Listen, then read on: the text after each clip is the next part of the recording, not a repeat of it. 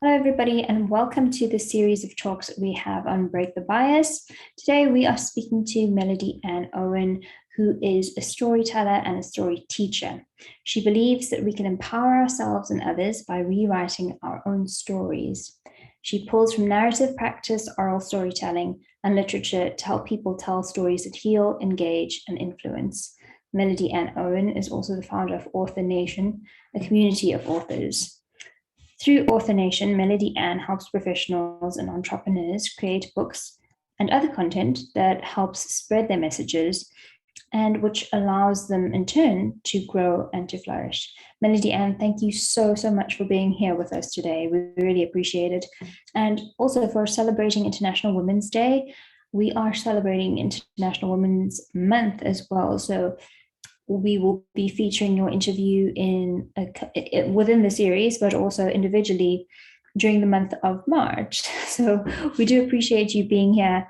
And I would love to know more about Author Nation to start with. And if you could just tell us exactly what you do and how you support not only authors, but professionals and entrepreneurs who would like to be authors. Thank you, Josie. Yes, Author Nation is a community of authors. And so it's not just about me, it's a membership. And what we do is we have writing in community and we have supports and resources, people to ask questions. And so authors or new authors or even second books, when you're going through that process of writing, it can feel overwhelming, especially if you haven't done it before. So it's just a place where you can come and get good answers. That's really what it is. And in the other side of what I do, I love working with entrepreneurs and professionals. Story is so important to the human experience. It's not something extra. It's not something we do just for entertainment. It's something we do all day long. We tell ourselves stories. We tell other people stories. And so if that's what we're doing, I suggest that businesses also understand that that's how we communicate. It's one of the main ways we communicate. And that's what I help businesses with, telling stories that matter, stories that change, hopefully, the world or their world, no matter how big or small that world is. And with regard to International Women's Day this year, we are talking about Break the Bias. So your topic for this particular talk was breaking the bias around storytelling and actually including storytelling in breaking biases. So could you talk us through that a bit, please? Absolutely. I think that when we want to live in a world that isn't so divided, and I feel like our world is a very divided place right now. And instead of being divisive, I think what we want to do is try a little bit more of understanding. And I know that's a really, really hard thing, because if you're on one side or the other side, it can feel, it can just listening to somebody else can feel like giving in, and and there are times when that person is wrong. They are in some way, they have some twisted thought patterns that are just outright wrong. And so, I understand that. Why would I listen to them? Right. And I get that. But this constant yelling at each other and not listening to one another isn't getting us anywhere. And so what I'm suggesting is that when we start tapping into stories are emotional. Stories aren't about statistics or facts. They are how we interpret the world. And if we can break a bias by shifting a narrative, then I think that's something that we want to look at and practice. Melody, so do you work with authors who specifically work with stories with bias at all, or is it something that you just incorporate in general? Yeah, so I work with a variety of authors. Some people are writing books that break the bias. I also think that we carry our own stories and our own bias about ourselves. And I also work with people through narrative practice. It's not therapy. I always like to make this clear. This is not therapy. This is something sometimes people do after therapy. But just looking at their own bias, we all walk around with this narrative in our head, right? Why did that person cut me off in traffic? Why didn't I get that promotion? This is why, because, Jane said something bad about me in the office, and then they made the boss not like me, and that's why I didn't get the promotion. We all have these narratives in our head. And sometimes those narratives can be really helpful and encouraging and empowering. And other times that narrative can be really harmful. And so I encourage people to look at their own narratives, and I have kind of a step-by-step kind of a walkthrough on how I suggest people look at their own narratives that created their own bias for themselves. You know, you would think, as an example, you would think that women would not be misogynistic. But I've definitely met women who are practicing misogyny. They don't even realize they're practicing it. It's so embedded, it's so ingrained. And so if we can look at our own narratives and start pulling those apart and figuring out what stories we're telling ourselves or others that aren't serving us, then I think we can open up the world for ourselves and for others as well. Melody, with you being based in Canada, so you're based in Vancouver for people who didn't know. So do you work with Indigenous communities at all? Do you work with Indigenous authors? Is that something that you focus on and really telling their stories? Yes. So I am not an Indigenous storyteller. European storytelling and Indigenous storytelling are two very different things. I would never, ever, ever walk into a room with Indigenous peoples and suggest I have a way of telling a story that they should be listening to, because the Indigenous peoples have their own storytelling traditions, they have their own storytelling structures, and the structures I tend to use tend to be more based on kind of that European structure. And so I think that's such a good point, Josie, thank you for bringing it up.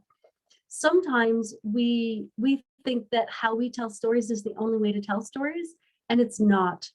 And I think that we need to start listening to other ways to tell stories. So I like to listen to Indigenous storytellers tell stories. I like to read books written by Indigenous authors, because I want to understand the storytelling traditions that they use. I would never teach them. How dare I, right? Like that would be awful. That'd be an awful thing for me to do. I want to be a student of them, but my story teaching goes into another track, if that makes sense. Absolutely. And I think that, the fact that you're so mindful of what you're doing and you don't want to be disrespectful or to go on another path, which is so completely different or perhaps even offensive to people. But the reason I asked you is whether you work with Indigenous people in particular is because have you found, and do you find that people want to tell their stories in their own way and then speak to you about how they can bridge the gaps between perhaps their sort of ordinary audience and then an audience that you can take them to in a broader sense? Yes, that's something yes, absolutely. But in doing that type of work, one should never make assumptions about which is better. And if people, when people come to me to bridge a gap, that's wonderful. Thank you for wanting to bridge a gap. And let's look at who you are and your culture and your storytelling traditions, and let's honor those. Because if we try to apply a different culture storytelling traditions to your stories in order to reach them, we're not honoring your culture anymore. And the idea in storytelling is to break down the walls, not by telling stories like each other, but by being open to how other people tell stories. And so I think that's the kind of work I might be able to help with. I certainly wouldn't be helping people telling stories, trying to shift how their culture tells stories. That would never work. Helping bridge gaps, absolutely. But you need to be really careful when you're doing that type of work, right? And so it's not really doing work. It's more, I see that more of a partnership. A storyteller from a different culture coming to me, and the two of us working together, putting things together in a way that their culture, their stories are honored, and can be heard in maybe new venues or by new audiences. But to be very careful around something like that, right? Absolutely. It's something that obviously we need to be sensitive to and be respectful of. And I think that's very apparent in your ethos, and also in the fact that you have called your company Author Nation, because it is actually a nation of authors that you're building, and it's an inclusive organization or a company, and something that you're working towards, rather than excluding people. You're saying, yes, you can come on board and be part of this project or this corporation, whatever it is, and you can bring to it what you want to bring to it. It is not a circumscribed reality or something that is going to be forced upon you. No, absolutely not. And if people come with new storytelling traditions, then we have an opportunity to learn from one another. And that's, for me, that's nation. And I know some people think of nation as Canada's a nation, or, another country's a nation. I prefer nation, meaning when I say author nation, I mean we are all authors, right? No matter where we come from, and that we need to respect one another. And of course that can feel challenging in today's world, because it's feeling very divisive, I must say. Joking. Yeah, but I do believe storytelling can help bring us together. Yes, absolutely. And I think that you've already touched on a couple of points where you have experience working with people who perhaps, without even knowing it, have become what I suppose people would term anti-feminist, and sort of who have absorbed very sort of patriarchal bias, incorporate stereotypes that they don't even realize, and use it against their own gender, or whichever gender they identify with. And so perhaps that's also something that we need to look at in terms of breaking the bias. And it's such a good lens and an example for us to use, particularly in speaking with you, because it's not something that people even realize when it comes to perhaps the 21st century writing necessarily, because in a way we have to be so PC with things that we say and things that we do. And any publishing house is going to look at questions of bias and prejudice very seriously. And so do you find that with your company, you obviously take that seriously as well, and something that you have to treat, with consideration, but also sort of tread lightly? It's a tricky subject, isn't it? It is. And I believe that we need to be honest about what's going on, right? Like we can't, sometimes I see people, not wanting to talk about, the elephant in the room, right? The pink elephant in the room. Let's just don't look at the pink elephant, right? Let's not talk about it. But I'm sure I have biases and stereotypes and attitudes that don't serve me, that don't serve the world. I was raised in a particular world, in a particular way, at a particular time. And so, of course, my job is to listen to my own narrative, to find when I'm using a narrative that is stereotyping another people's, or harming them, or harming me, or whatnot, and to break that bias in my own mind, right? And if I go out in the world afraid to say anything at all, because I need to be so PC that I can't say anything, it becomes more challenging. It becomes more challenging for me to find my own biases, if that makes sense. Now, I'm not saying we should go out and say whatever we want either. That's not what I'm saying. But I mean, if somebody says something in my presence and I say, hey, that's not a funny joke, right? That's not funny. We don't tell jokes like that. If I then shame that person and they go away and never come back, we've lost the opportunity for them to change, right? If that makes sense. And so I think, and I understand that tread lightly, and you want everything to be politically correct. But if some guy comes to me and he makes some man comes to me and makes some comment that I find offensive, if I attack him, he's probably not going to shift anything. He's probably just going to be angry. And I know it's really hard. And I'm not always capable. Like I'm not, and sometimes I'm just tired of these comments from people, right? But other times, if I feel I'm strong enough, maybe it's useful for me to say, that's really hurtful. I think what you're doing is you're putting down women when you make comments like that. And I just want to clarify that there are times when there's a limit to that as well. Let me put it that way, right? There's also a limit to standing up for yourself. You shouldn't have to.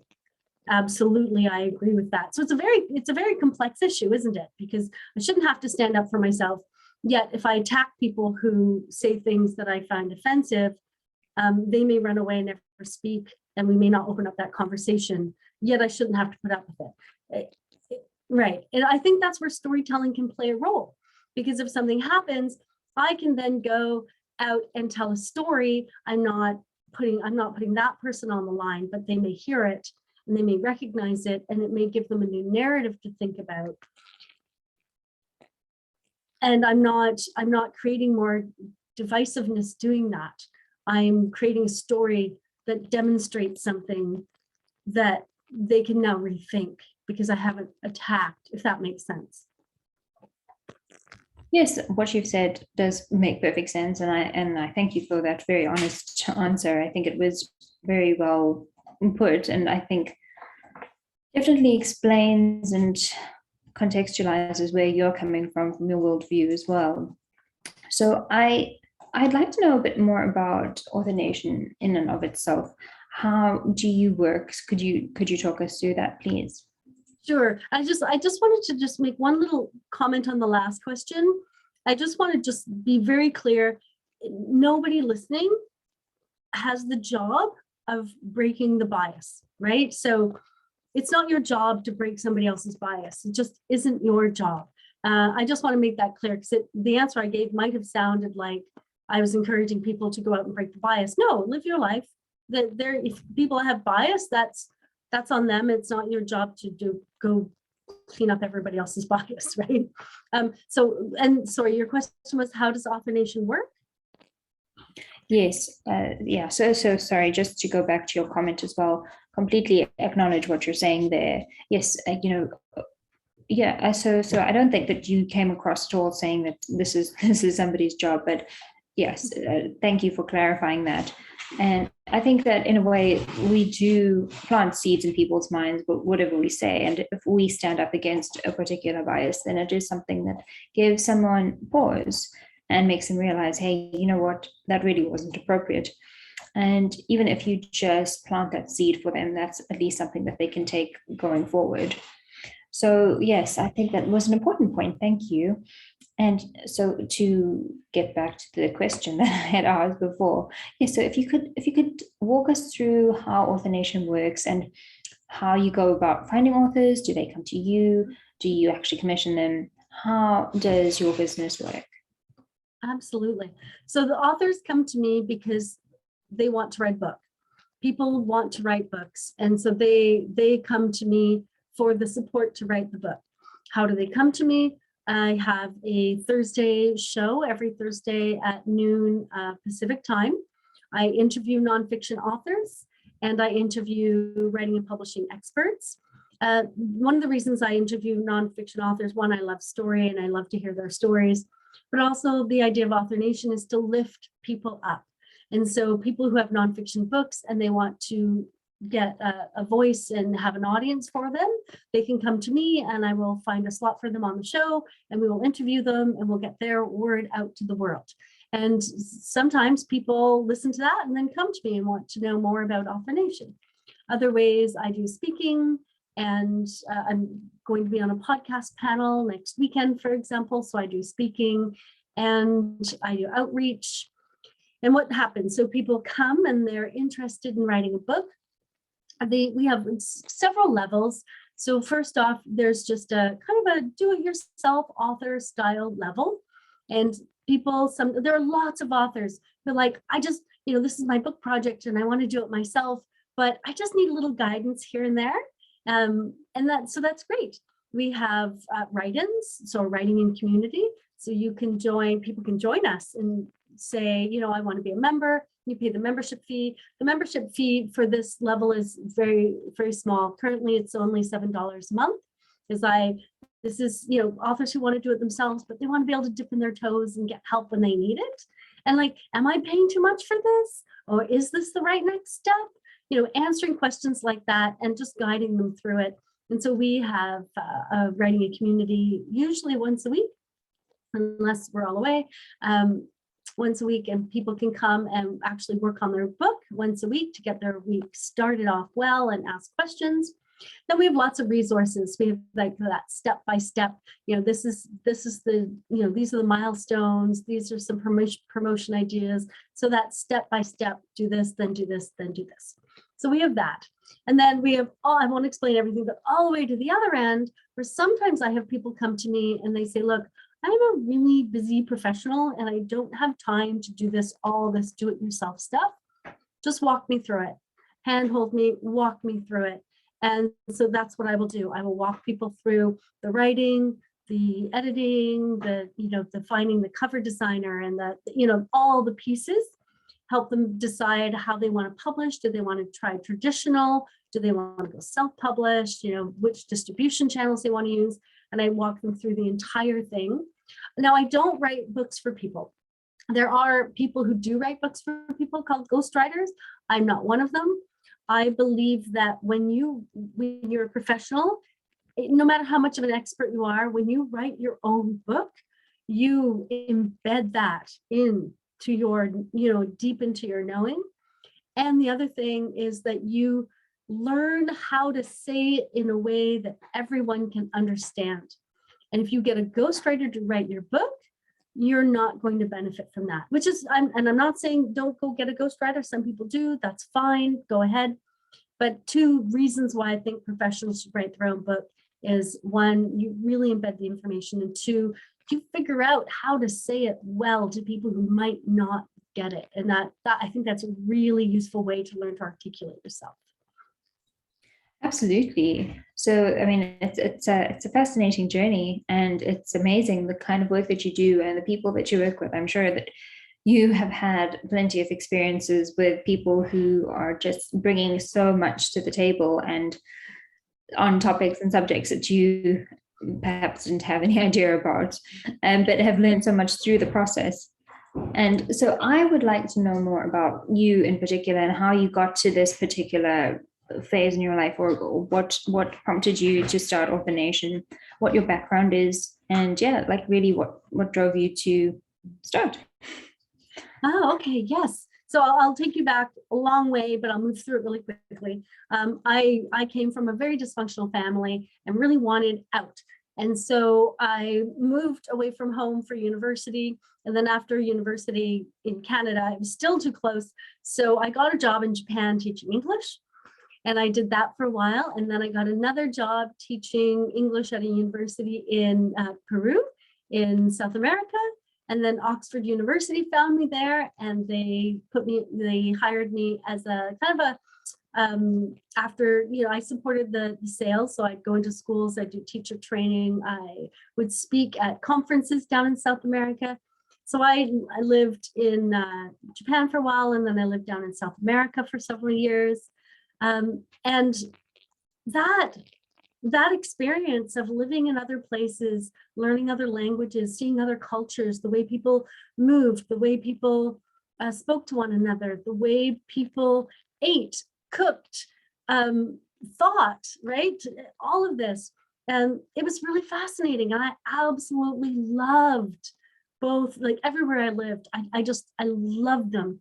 And so I think I studied linguistics and professional writing in school anyway. So I already had this love of story, but then I realized it's like, okay, I come from this place where my family is really dysfunctional, but now I've learned all these different ways that we can do things. And so isn't it great when we can open our minds up and find other ways of living and thinking, because I know my family's way wasn't working. And so I went on, I didn't mean to go on this search, but I found all these beautiful ways of living. And then I decided to rethink my own story and like, what story do I want to tell about myself? What is my life story? And who's writing it anyways? Like, whose story is this? I'm writing it. And so that's what I've done. And then I taught communication skills at a university in Peru. Taught teachers how to teach language and communication skills. And it rolled from there. I came back to Canada. I taught here at a college for a little while, but then I just really wanted to work for myself. And so I thought, I'm going to design my own life. Now I've written my own story. I've rewritten my story. I'm going to design my own life. And I've been doing that ever since. And it's been a long time. And this is where I am today.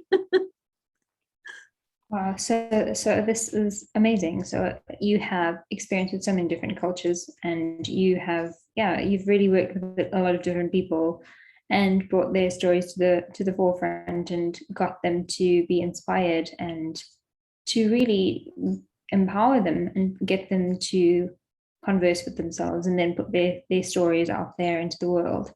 So what would you say that the most interesting thing or project that you've worked on has been for you? The most interesting project. That's a really tough one. There's so many interesting projects. And so this isn't a book project, but I have to say one of my favorite things I did when I lived in Peru, the thought at that time in Peru was, and it probably still is, but I'm not there, so I don't know for sure, but if we can teach our children English, that'll give them a leg up in the world, right? English is a language that many people speak. And so no matter where the school was, it could be an incredibly wealthy private school, or it could be a very small private school in an impoverished area. Everyone wanted to be teaching English. And so English schools and English teachers were in demand. And a lot of them didn't quite have the language skills, didn't have the how to teach English skills. And so one of the best things I did, and my favorite days, whenever I was in town in Peru on Saturdays, I would hold a kind of a workshop in the bookstore that I like, the Oxford University Press office. It was really an office / bookstore, and anyone could come from any school. And I said, we'll practice our English. We'll talk about teaching. If you have questions about the books you're using, just bring it. And I was always astounded, and I've always remembered it whenever I'm having a rough time. People would get up at 6 o'clock in the morning, take a bus a couple of hours into Lima, Peru, to be with me for that day, and then bus back. When I started it, I didn't really know who was going to show up, but the room was always full, and everyone in the room really inspired me because they cared so much about their own education, about their language skills, about the kids they were supporting and trying to like pull up and lift up. I'll tell you, there's some of the best experience I've had, the most inspiring experience I've had have been in Peru and countries down in South America, where people are just amazing work ethic. I think that's probably my favorite project. I think I learned more from them just about life than I could ever teach them about the English language personally. But yeah, I think that's my favorite. Wow, that's certainly amazing, and your passion really does shine through in the storytelling that you've just done. So that's what an experience, what a gift to actually see people develop right in front of your eyes and actually want to develop, because I mean that's half the battle won, isn't it? When you have people who really want to grow and to learn. Absolutely. And here it's so easy in Canada where I live, it's so easy to grow and learn. It's handed to us constantly. In Peru, it's not the case. So to see people search out those moments and like grasp them and hang on to them and really get everything out of them, that that's something I always remember. I need to get everything out of, like, squeeze every experience, right? Get it all out of there. Because that's what they taught me. Mhm. Absolutely. So this is a bit of a difficult question for you, but can you tell me like one of the big pet peeves you have in terms of bias, and whether you've really experienced bias towards yourself in any way, if you are willing to share that with us? I have experienced bias. I have. Um, when I, yes, yeah. So when I lived in Peru, a lot of people assumed I was American, and they had different attitudes towards Americans and Canadians. And when they found out I was Canadian, their whole attitude changed. The people's attitude would change. Sometimes some people in Peru would say to me, "Oh, you're from Canada. Oh, well, you guys have donated so many buses to us." Like, all Canada's old school buses were the public transit buses in Lima, Peru. And their whole attitude changed. But you know what didn't change? Who I was. And that's something that I just, that I've kind of held on to, right? And I grew up in a very biased world. I grew up in a, very I grew up in a very biased world where there were stereotypes about different peoples that, passed by me. But the truth is, when I'm standing in front of an individual, that person doesn't change based on where I think they might be from, or what religion I think they might be, or culture, and that's something that I learned. Something else I learned, I learned a lot from the people in Peru, that each individual is just that, an individual. And I honestly believe that no matter where you're from, I don't think there are bad people in the world, bad individuals. But I think most people want what everyone wants: to be loved, to feel safe, to belong. I think that there are some basic human needs that we all want. And that our biases thwart that for ourselves and the people that we kind of imprint this bias on. I think it really thwarts that. Yeah. Yeah, and I think just to add to what you've said as well is, I think people also want to be accepted, and whether that is by a community or by a loved one or a family member or whatever the case may be, is you want to see that unity in community, or in the community you make for yourself, however big or small that is. Yes, absolutely agree with you. Maybe I want to know, do you work with fiction authors at all, or is this purely nonfiction? No, I don't work with fiction authors. I purely work with nonfiction authors and people who are writing their memoirs. Mm-hmm. And so memoirs are nonfiction, right? Mm-hmm. They're true. They're supposed to be true. And so I help people writing memoirs, stick to the truth while still pulling out the story. But I don't do any fiction work.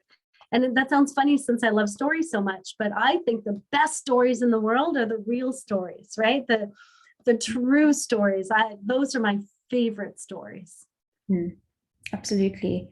And so what is the best way for somebody who really wants to start writing, in your professional opinion, for them to go about it? And what advice would you give somebody who really wanted to start, but they just didn't know where or how?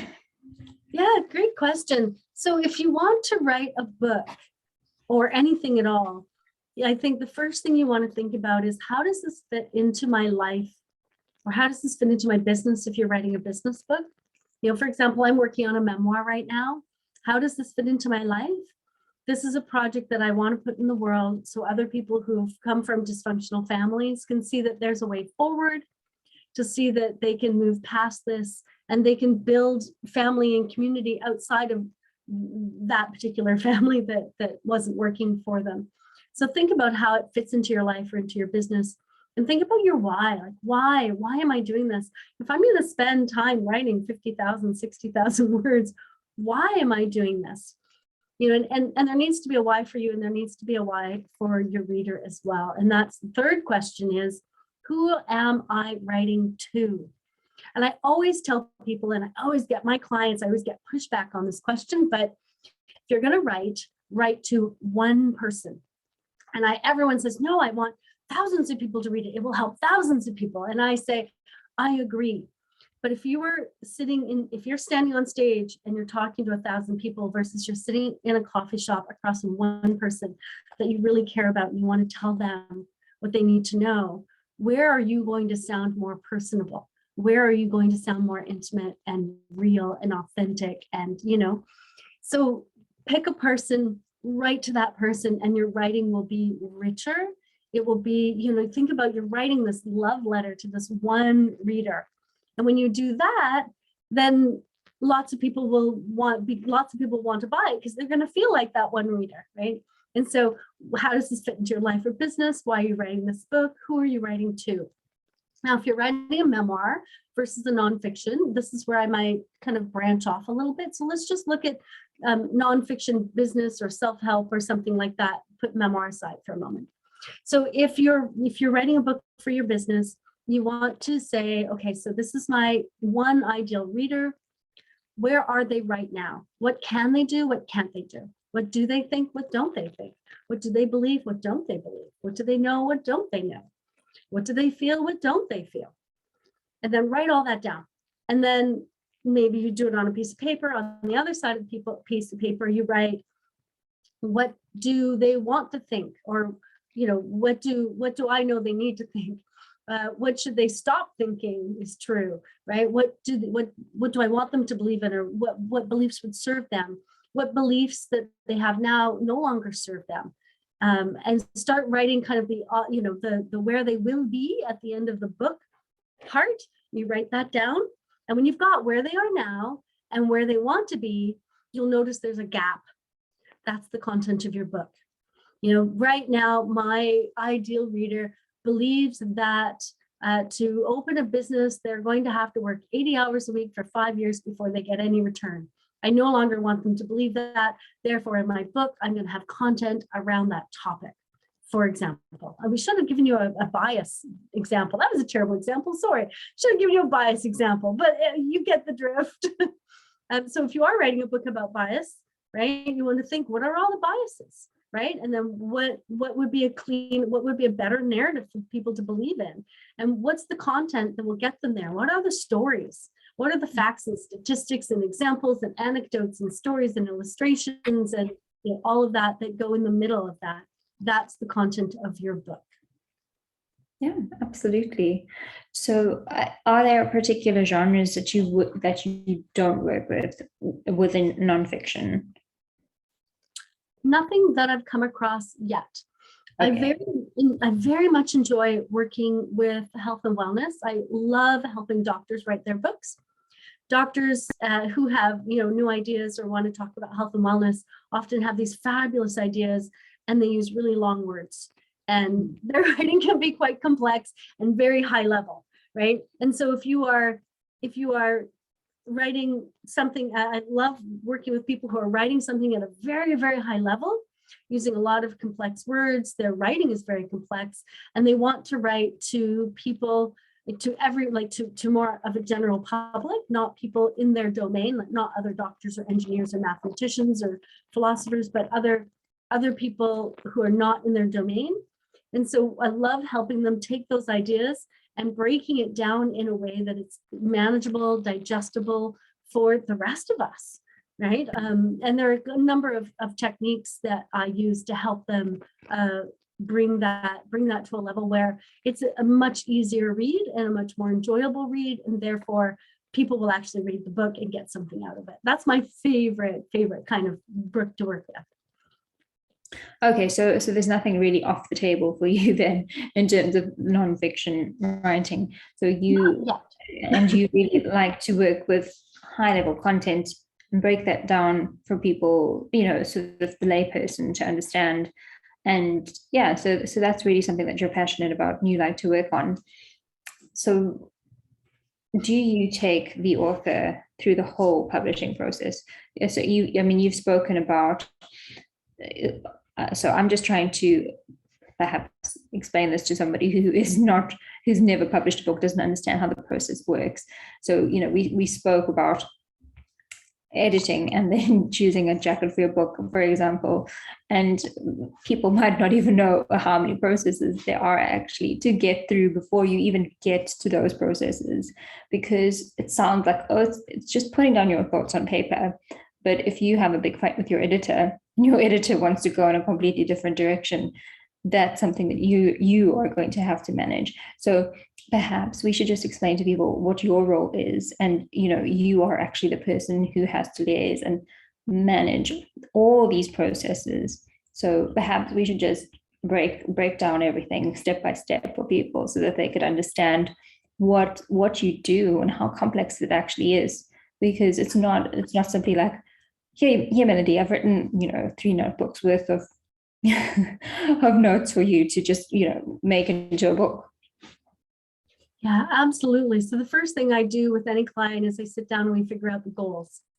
Sometimes, for example, I had a woman come to me. She had been through cancer. She wanted to write a memoir. She was also a counselor, so she was going to kind of use the book to help other people. She kind of put her counseling skills in it to help other people. And so we had to sit down and we had to really think about the goals, because writing a memoir with kind of, helping people with the mindset is different than writing a memoir that's meant to make people laugh, right? And it's not like they both can't be funny, but they're definitely different goals. So we really sit down and we figure out the goals. And then based on the goals, people will either go traditional publishing or self-publishing. Both are perfectly good to me. I'm not, you must this or you must that. I help people understand the difference between those two paths and choose what is best for them. And then once they've done that, if they're going traditional, I help them write the proposal and the query letter. And we find the right publisher, because one of the big mistakes people make is they just send it to any old publisher. You need to find the right publisher who has a space in their catalog for the book just like yours. And then you need to approach them and tell them, hey, I think this is exactly what you need to add to your roster. Because publishers are very specialized. There are the big 5, but most publishers, the smaller niche publishers, are very specialized. So, and then if we get then once they have the proposal, they usually get an advance and off they go writing. Sometimes I coach them through the writing process, or I do that first high-level developmental edit so that the book is in good enough shape for the publisher to work with. So that's traditional publishing and what I do. If we go the other way and the person is deciding to self-publish or hybrid publish, then what I do is I help them through the process. We actually write the outline of the book. We get into exactly what they need to, you can think of an outline as a book. Eventually it'll be the chapters and the headings and the subheadings. But at first, it's not meant for the reader, it's meant for the writer. And we can change the titles later on. We can change the headings later on. We come up with a working title, we come up with a working outline, and then I help people get information into those sections if they need it. Some people are off and running, that's great. Other people are like, can we meet once a week and just talk through a chapter just to help me, get going? And I'm happy to do that as well. And then I do a round of developmental editing, and I will do a round of stylistic editing. But then it goes to the copy editor and proofreader. I don't do any of that, but I help people find the right people for them. When you have that final draft, this final ready for publishing draft, no more mistakes in it. No, all the I's are dotted, all the T's are crossed. It goes to a book formatter.